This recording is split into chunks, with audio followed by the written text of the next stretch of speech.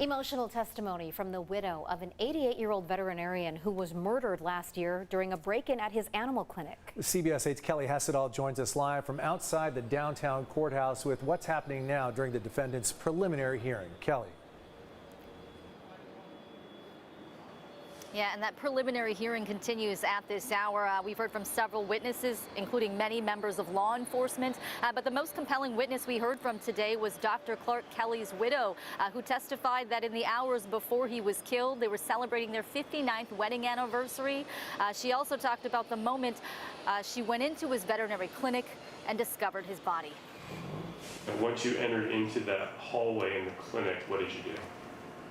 I looked in and I saw my husband on the floor in a pool of blood, and he looked like he was dead. And I just said, oh my God, they killed him, somebody's killed him.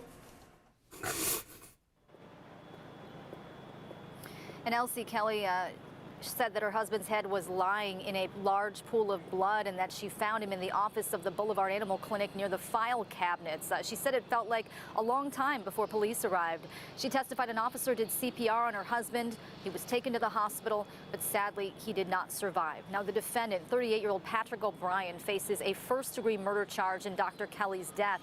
Dr. Kelly's widow testified shortly before she found her husband. She heard what sounded like something metal hitting the ground. She says she looked outside and saw O'Brien on her property mumbling something while holding a pair of shoes she recognized as her gardening shoes that she kept outside. Now, witnesses confirm that they saw O'Brien at the property right before Dr. Kelly's body was found. And as I mentioned, we heard from a number of law enforcement members today who described just some bizarre statements made by the defendant. At one point, an officer testified O'Brien told him he rang a bell at the victim's property, that is, to let them know he was there, and then said this.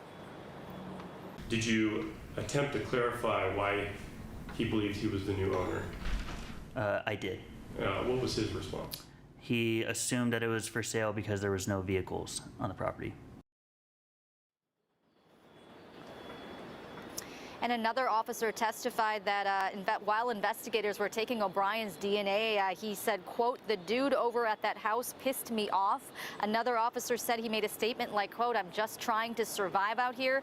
Once the judge does hear all of the evidence in this case, she will determine whether or not there's enough to bind this over for trial. Marcella and Carlo. And Kelly, such an upsetting case. Do we have any sense at this point, what's the defense's case? What are they saying their argument is here?